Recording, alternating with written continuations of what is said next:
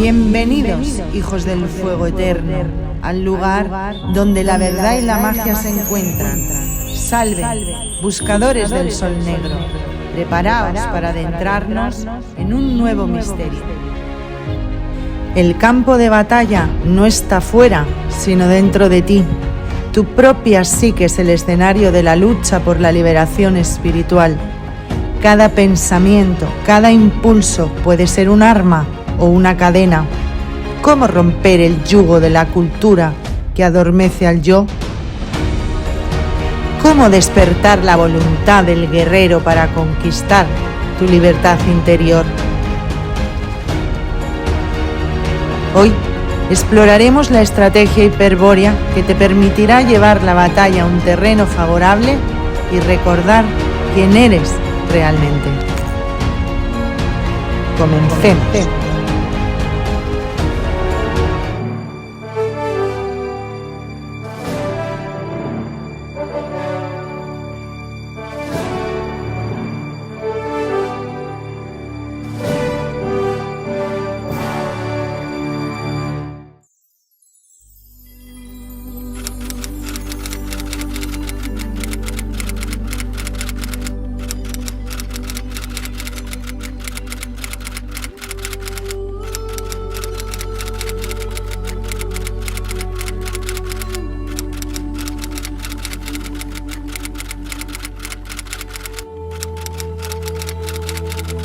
Parece que de las lecturas de Fundamentos y Belicena hemos entendido que el yo está sumido en el sujeto consciente, en el alma, en la psique humana, y que de hecho está siendo usado como impulsor de los procesos psíquicos, digamos procesos mentales, digamos el pensamiento.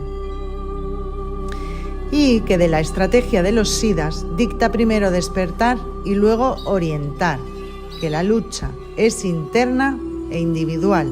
Por tanto, el campo de batalla es la propia psique humana. La guerra contra las potencias de la materia, no se olvide, se libra por la liberación de los espíritus cautivos.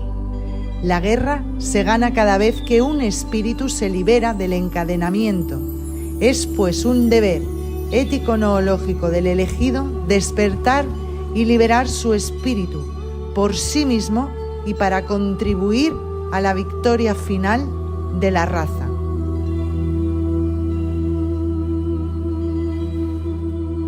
Comprendido esto, vamos a proponer el uso de la cuadratura del inconsciente relativa a las castas, tal cual se concibieron en la tipología indoaria y usadas por el pontífice cuando establece analogías con la tipología Averro.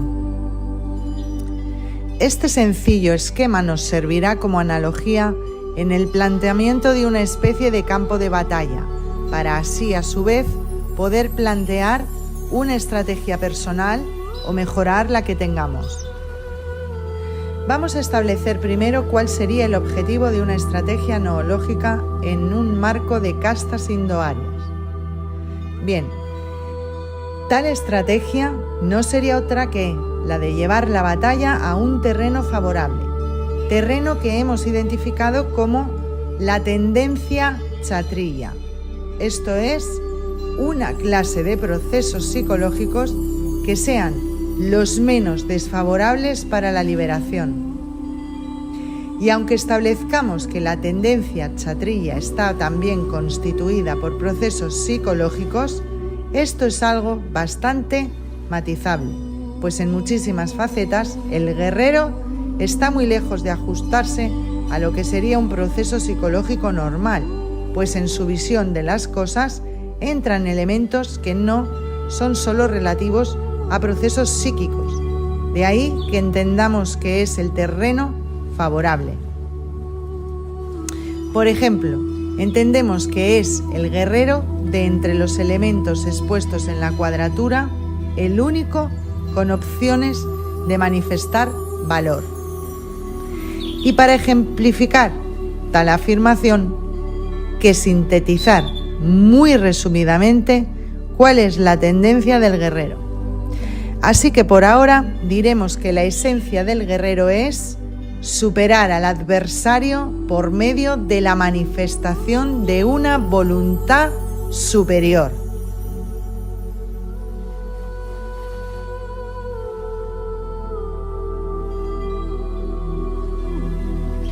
Este argumento, sumado a la tal repetida afirmación del pontífice que dice: para la sinarquía la cultura es un arma estratégica, nos mostrará entonces una de las prácticas de mayor valor que el Virya puede poseer, el estado de alerta.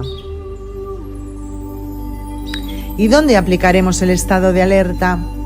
Hacia la cultura, hacia esa arma del enemigo. ¿Dónde? Fundamentalmente en el campo de batalla que hemos establecido, nuestra propia psique. ¿Por qué? Porque la cultura establece formas o mecánicas de pensamiento, un condicionamiento de la voluntad que sume al yo en el lugar de alguna de las tipologías de las que vamos a hablar. Así es un yo dormido, esclavo de esos procesos mentales, psicológicos, donde su voluntad se usa en favor de la evolución del pasú.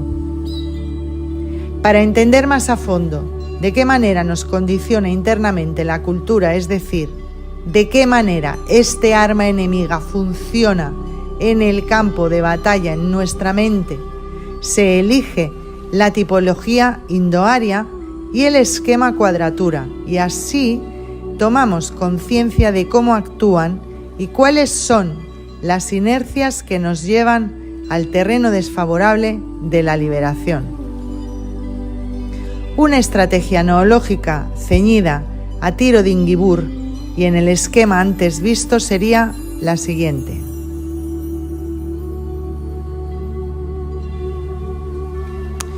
Una interpretación del esquema sería la de comprender que en cada tetrarque de tiro de Ingibur el yo debe reconocer la trampa de tender hacia uno u otro lado del tridente, representados en el gráfico por las tendencias Brahmana y Vaisha, que también estarían representando análogamente a las inercias explicadas en Fundamentos de las esferas afectiva y racional. Además, este gráfico nos insinúa que el yo viene de la zona Sudra, la esclavitud. Recordar en lugar de proyectar.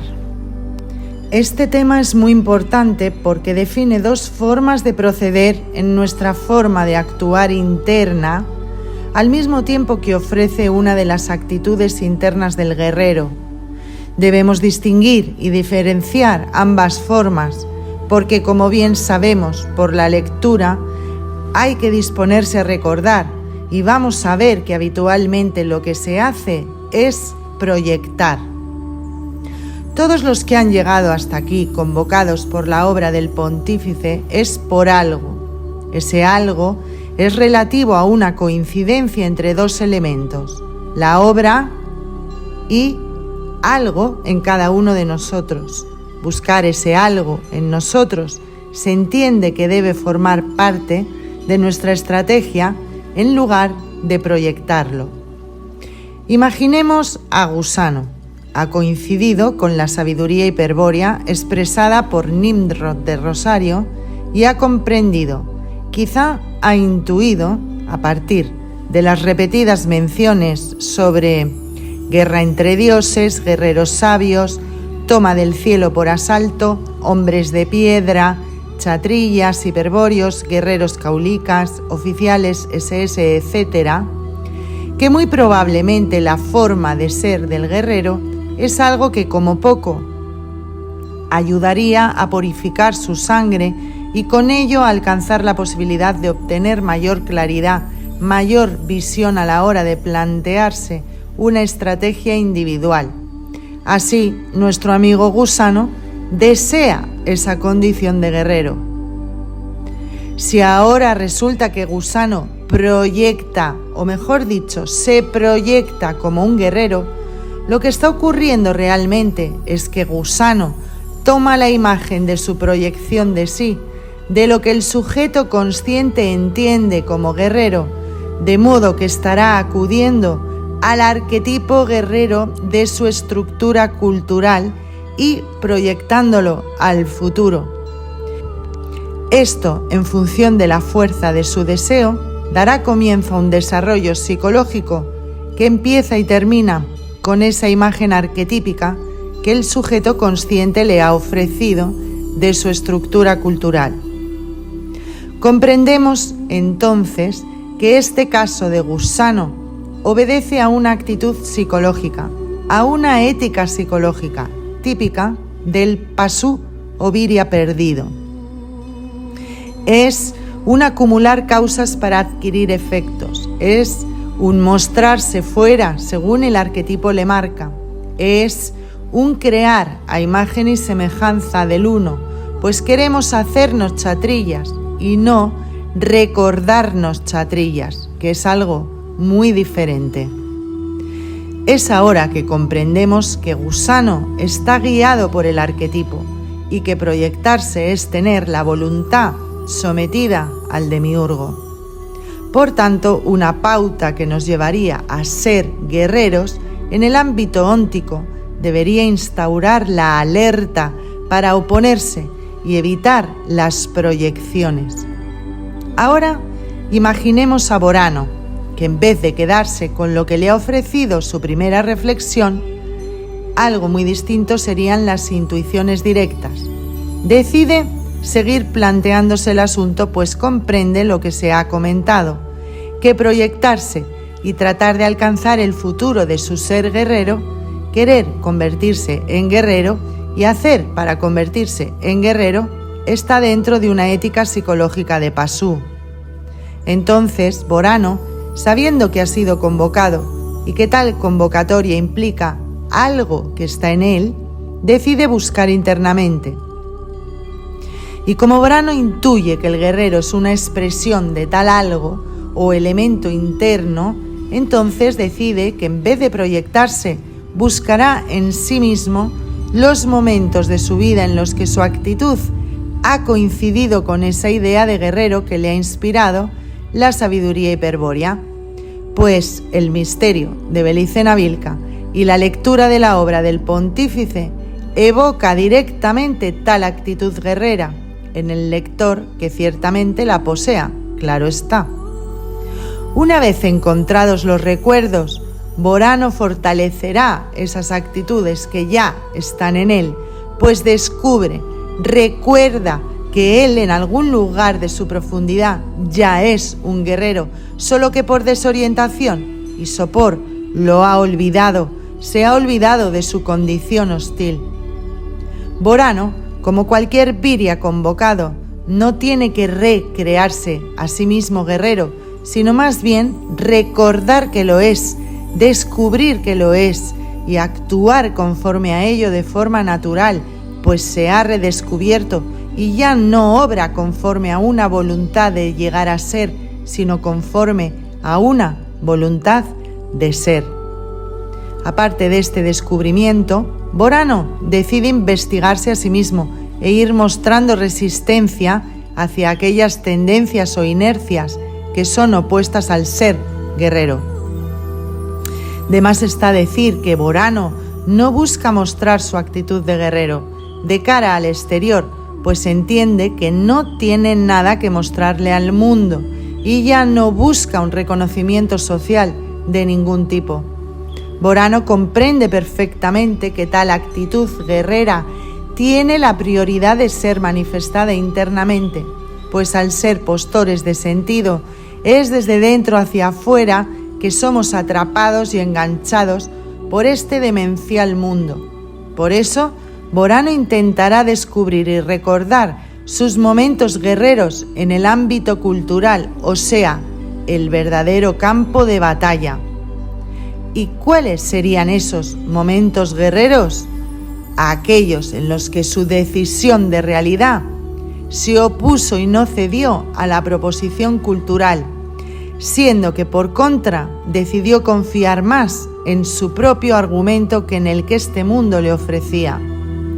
Borano sabe que si su intuición sobre un argumento, aunque sea sin saber él mismo ni cómo, ni por qué, se opone a la interpretación cultural del mismo, entonces es que tal intuición no tiene una tendencia de obediencia al pacto cultural, pues más que obediencia muestra resistencia e incluso hostilidad y rebeldía hacia la interpretación cultural. Por eso sonríe y comienza a comprender que la duda activa en el entorno cognitivo quizás sea una manifestación de su predisposición gnóstica.